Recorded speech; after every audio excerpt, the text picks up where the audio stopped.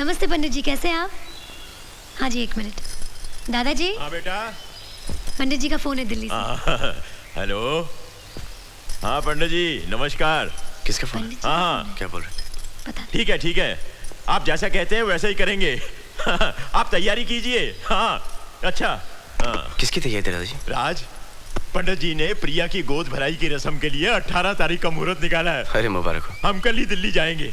अच्छा रंजीत, अरे बहू। राज, हम इंडिया कैसे वापस जा सकते हैं? मधु भी तो हमारे साथ होनी चाहिए ना। क्योंकि प्रिया की गोद भराई की रस्म 18 तारीख की फिक्स हो गई है।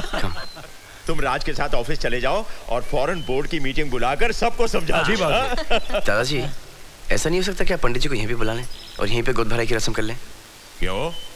क्योंकि प्रिया की डिलीवरी की डेट इसी महीने और यहाँ पे मेडिकल फैसिलिटीज भी बहुत अच्छी हैं। अरे फैसिलिटी क्या बात कर रहे हो? एक फोन मार के सारी फैसिलिटीज मैं दिल्ली ट्रांसफर करा दूंगा। यहाँ के फैसिलिटी मिनिस्टर का नंबर क्या है? अरे यहाँ पर मिनिस्टर की फैसिलिटी ही नहीं है। अच्छा, इससे तो अच्छा बिहार है। राज बेटा, सारी मेडिकल फैसिलिटीज दिल्ली में मिल जाएंगी। और गोद भराई की रस्म तो वहाँ की जाती है जहाँ दोस्त हो, रिश्तेदार हो।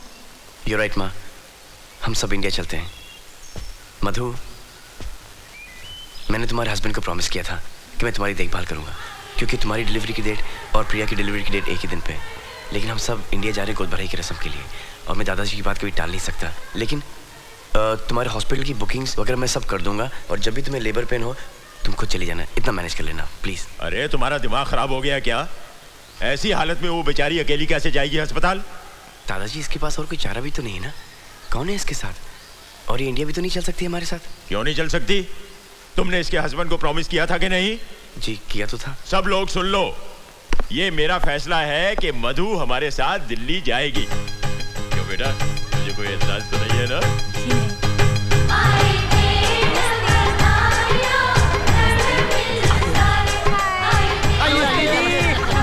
वो मेरे पापा और वो मेरे भैया भाभी। ये लोग क्या लेके आए हैं? शगुन।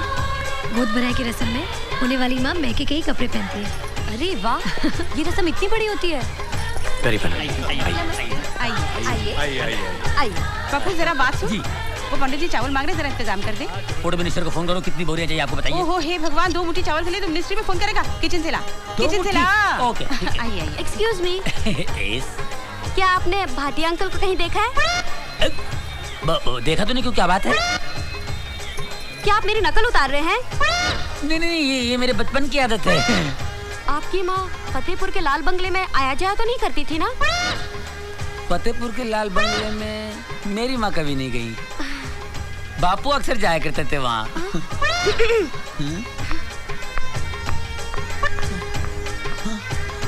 बापू हमेशा कहा करते थे कि बेटा तेरी को एक बहन है। बापू प्रिया, तेरे शगुन का जोड़ा आ गया है, अब जल्दी से तैयार हो जा। माँ जी, अब नीचे चलिए, मैं प्रिया को तैयार करके लाती हूँ। नहीं बेटी, तुम नीचे नहीं आ सकती। देखो, मैं तो चाहती थी कि तुम्हारी भी गोद भराई की रस्म मैं प्रिया के साथ करूं, लेकिन पंडित जी ने कहा कि 2 गर्भवती एक साथ इस फंक्शन में नहीं शामिल हो सकती। ठीक है माँ जी। और प्रिया बेटी, आज बिल्कुल दुल्हन की तरह पूरे सुलह श्रृंगार करना। जी। औरत की जिंदगी में ये गोद भराई की रस्म बहुत बड़ी बात होती है, क्योंकि औरत की एक नहीं 3 जन्म होते हैं। पहला, जब वो किसी की बेटी बनकर इस दुनिया में आती है। दूसरा, जब वो किसी की पत्नी बनती है। और तीसरा, जब वो माँ बनती है। और माँ बनने से पहले ये गोद भराई की रस्म इसलिए की जाती है कि आने वाले बच्चे को इतने आशीर्वाद और दुआएं मिल जाएं कि उसका जन्म तकलीफ के साथ नहीं, खुशियों के साथ, खुशियों के साथ, खुशियों के साथ, खुशियों के साथ। अब तुम जल्दी से तैयार होकर नीचे आ जाओ, रस्म का वक्त हो रहा है बेटी। अरे राज, तुम यहाँ। अब प्रिया को बातों में लगाकर मत रखना, इसे तैयार होकर नीचे आना है। अच्छा राज, मैं इस फंक्शन में नहीं जा सकती। क्यों? माँ ने कहा ये कोई मामूली रस्म नहीं है, ये पूजा प्रार्थना इसलिए है कि आशीर्वाद दुआएं हमारे बच्चे को मिले। इस रस्म में मेरी जगह मधु को बैठना चाहिए। लेकिन ये कैसे हो सकता है? अगर मधु मेरा दुल्हन का जोड़ा पहन ले तो घूंघट तो रहेगा ही ना, और किसी को मालूम ही नहीं पड़ेगा कि वो मधु है।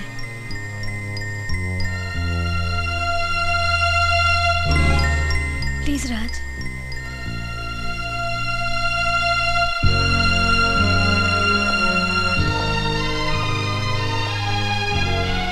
मधु, तुम शगुन का जोड़ा पहन लोगी? ठीक है। Thank you.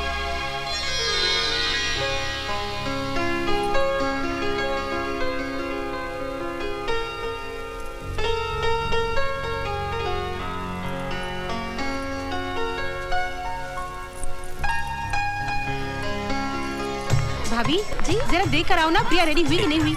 ले आओ जल्दी से। जी दीदी। मामी, मैं देख आता हूँ। मामी देखे था। देखा? अच्छा भाई तू ही ले आ।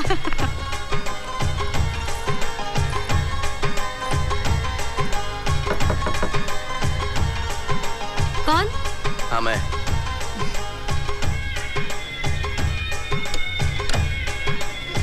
मधु रेडी होगी? हाँ रेडी हूँ। ओह माय गॉड, लड़कियाँ। अरे मैं तो मंगलसूत्र पहना नहीं हूँ। मैं पहना लेता हूँ, तुम जाओ। अच्छा ठीक है, मैं उस तरफ चली जाती हूँ।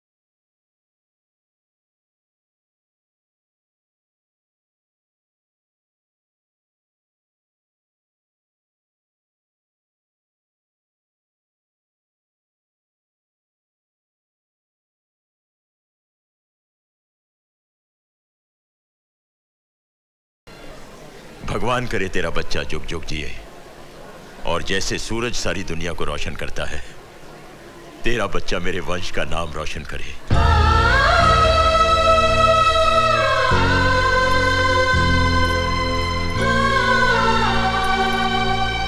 भगवान करे तुम्हारे बच्चे को मेरी उम्र लग जाए और वो तुम्हारी जिंदगी में इतनी खुशियां लाए कि उसके सामने दुनिया की सारी खुशियां फीकी पड़ जाए।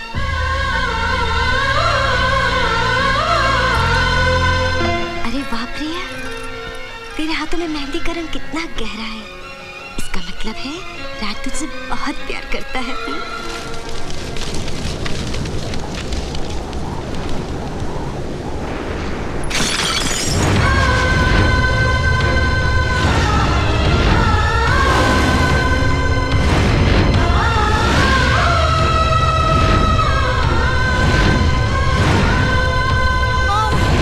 फंक्शन अच्छा रहा। बहुत ही अच्छा।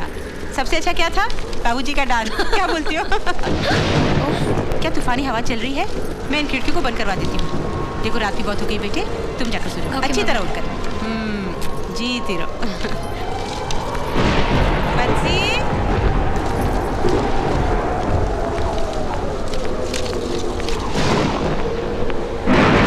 मधु,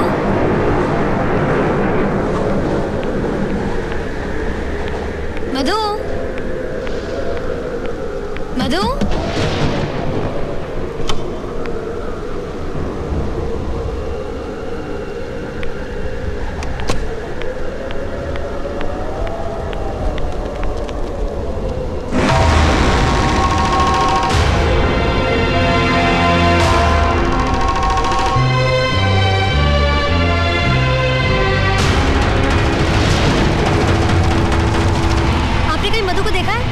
अभी स्टेशन की तरफ गई है।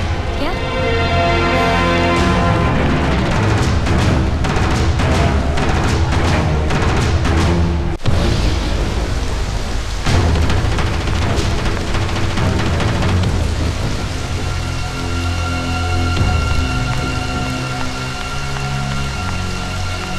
मधु, कहाँ जा रही हो तुम? इस बच्चे की माँ प्रिया मल्होत्रा नहीं है, मैं हूँ। ये मेरा बच्चा है, मैं अपना बच्चा नहीं दूंगी। मुझे माफ कर दो, मैं ये बच्चा नहीं दे सकती। मधु, ऐसा मत कहो। 9 महीने मैंने इस बच्चे के जन्म के लिए तपस्या की है। हर रोज इस बच्चे के लिए एक नया सपना देखा है।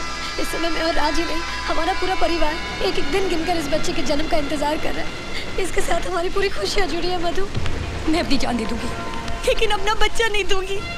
मधु, मेरी तरह तुम में कोई कमी नहीं है। तुम शादी कर सकती हो, फिर से माँ बन सकती हो, लेकिन मैं तो अधूरी हूँ।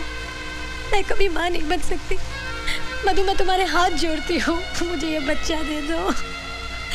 इसके बदले तुम्हें जो चाहिए मैं तुम्हें दे दूंगी। रुपया, पैसा, जायदाद, तुम्हें क्या चाहिए बोलो मधु, तुम्हें क्या चाहिए? ठीक है, मैं तुम्हें अपना बच्चा देने को तैयार हूँ। क्या तुम मुझे अपना पति दे सकती हो?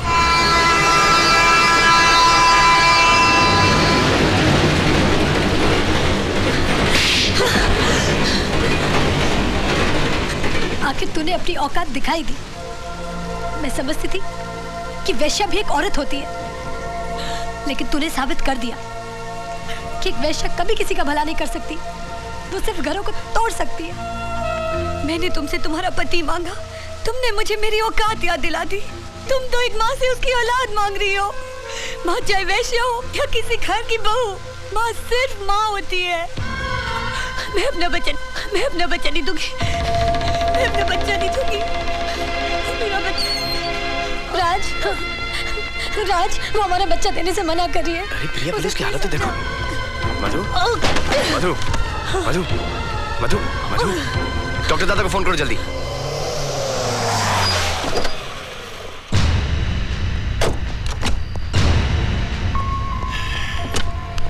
डोंट वरी, सब ठीक हो जाएगा।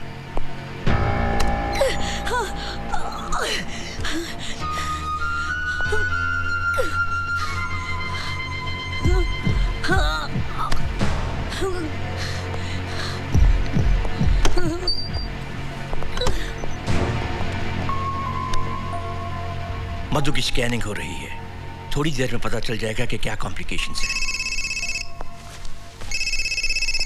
माँ का फोन है। हाँ माँ। अरे तुम, प्रिया, मधु तीनों घर में नहीं हो? कहाँ हो तुम सब? माँ, हम लोग अस्पताल में हैं। मधु और प्रिया को लेबर पेन शुरू हो गए थे, तो मैं यहाँ पे ले आया। क्या? मैं ये खुशखबरी सबको सुनाती हूँ। हम सब हॉस्पिटल पहुँच रहे हैं। अच्छा? नहीं माँ, नहीं, आप लोग आराम से आइए, ठीक है? डॉक्टर दादा मेरे साथ हैं। उफ, मैं बस आ रही हूँ। एक्सक्यूज मी, डॉक्टर ने आपको अंदर बुलाया है। कम।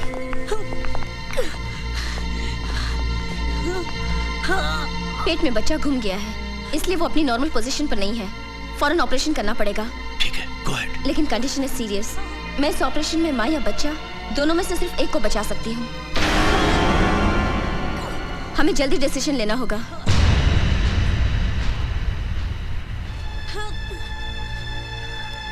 डॉक्टर, आप माँ को बचाइए, माँ को बचाइए, माँ को बचाइए, माँ को बचाइए।